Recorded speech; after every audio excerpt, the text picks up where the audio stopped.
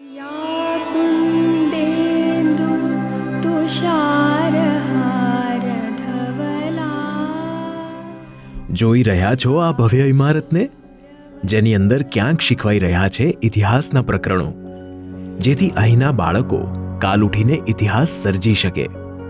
ક્યાંક શીખવાઈ રહ્યા છે ગણિતના દાખલા, જેથી અહીંના બાળકો કાલ ઉઠીને દાખલા રૂપ બની શકે. ક્યાંક શીખવાઈ રહ્યા છે વિજ્ઞાનના નિયમો, જેથી અહીંના બાળકો કાલ ઉઠીને નવું વિજ્ઞાન રચી શકે. શીખવાઈ રહી છે ભાષા, જે કાલ ઉઠીને આ બાળકો સાચવશે સંસ્કારો.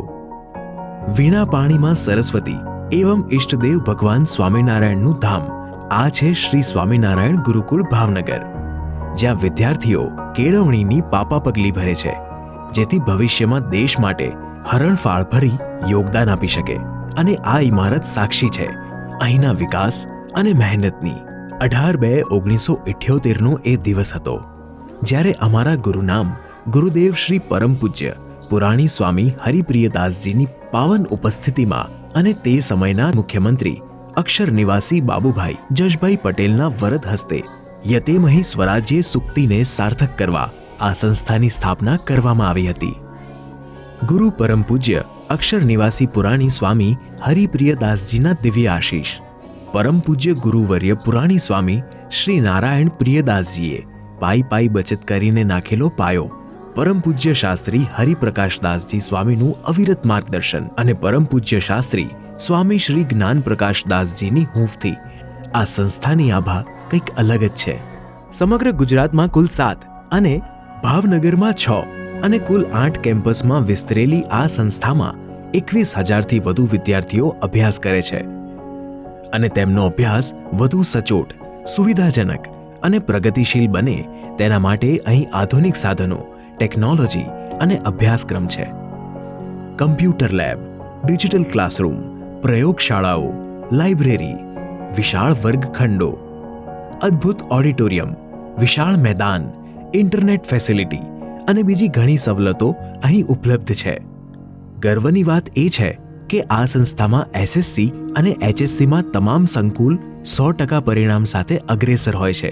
વર્ષ 2018-19માં ગુજરાત સરકાર દ્વારા રાજ્યની પ્રથમ ક્રમાંક મેળવનારી શ્રેષ્ઠ શાળા શ્રી સ્વામિનારાયણ હાઈસ્કૂલ સરદારનગર, જેને ₹5 લાખનો પુરસ્કાર મળ્યો હતો. તેવી જ રીતે વર્ષ 2020-21માં ભાવનગર જિલ્લાની શ્રેષ્ઠ શાળાઓમાં પ્રથમ શાળા તરીકે શ્રી સ્વામિનારાયણ વિદ્યાલય GIDCની પસંદગી થઈ અને ₹1 લાખ પુરસ્કાર મેળવ્યો. વિવિધ ક્ષેત્રે બાળકો આગળ વધી શકે અને પોતાની રુચિ વિષયમાં જિજ્ઞાસાપૂર્વક પોતાનું કૌશલ્ય બતાવી શકે, તેના માટે અહીં રમતગમત અને ઇતર પ્રવૃત્તિઓને પણ પ્રાધાન્ય આપવામાં આવે છે. બાળકોને રમતના માત્ર નિયમો જ નહીં, પણ રમત પાછળનું વિજ્ઞાન શીખવાડવામાં આવે છે. અને તેના ફળ સ્વરૂપે નૈમિષારણ્ય સ્કૂલ છેલ્લા 5 વર્ષથી ખેલ મહાકુંભમાં વિજેતા રહી છે. દર વર્ષે 1,51,000 કે તેથી વધુના રોકડ પુરસ્કારથી પણ સન્માનિત થઈ છે. સવિશેષ વિદ્યાર્થીઓમાં રાષ્ટ્રભાવના કેળવાય તે હેતુસર નિયમિત રાષ્ટ્રીય પર્વ પર ભવ્યાતિભવ્ય કાર્યક્રમ સાથે ધ્વજવંદન થાય છે.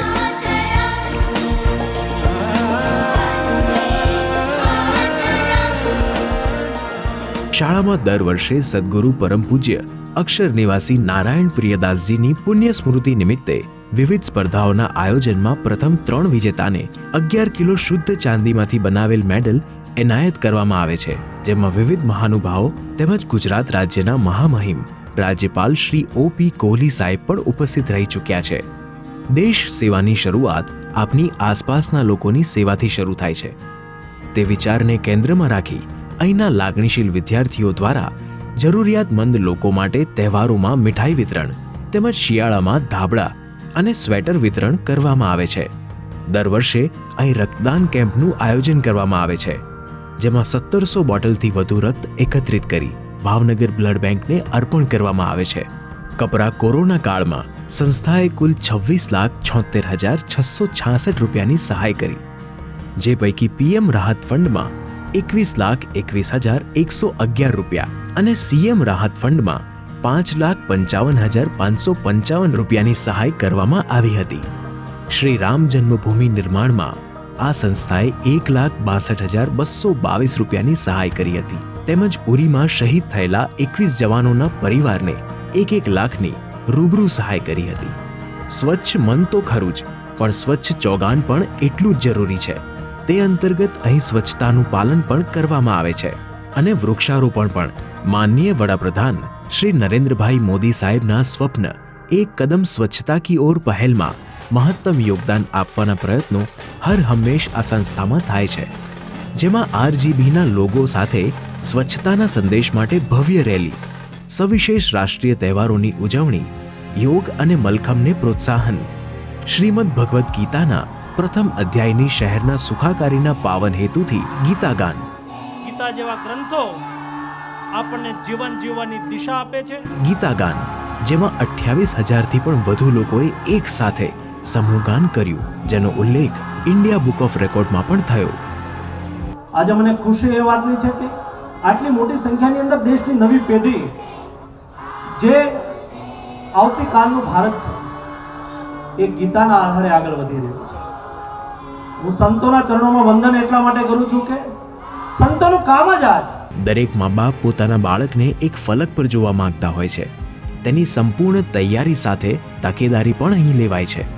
ધ્યેય, કારકિર્દી, વ્યવહારુ શિક્ષણ, રાષ્ટ્રભાવના અને આધ્યાત્મિકતા અહીંના પાયા છે. અને આ પાયા પર શ્રી સ્વામિનારાયણ ગુરુકુળની ઇમારત અડીખમ ઊભી છે. ભાવનગરની આ સફળ સંસ્થાઓનું સંચાલન કેશવ પ્રકાશ સ્વામી કરી રહ્યા છે. શ્રેષ્ઠ શિક્ષણના ઝરણાને વહેતું રાખી આધ્યાત્મ સાથે સંસ્કાર અને સંસ્કૃતિનો સમન્વય સાધી અધ્યતા રાષ્ટ્રનો ઉત્તમ નાગરિક બને, એ જ અમારો ધ્યેય મંત્ર છે. જય શ્રી સ્વામિનારાયણ.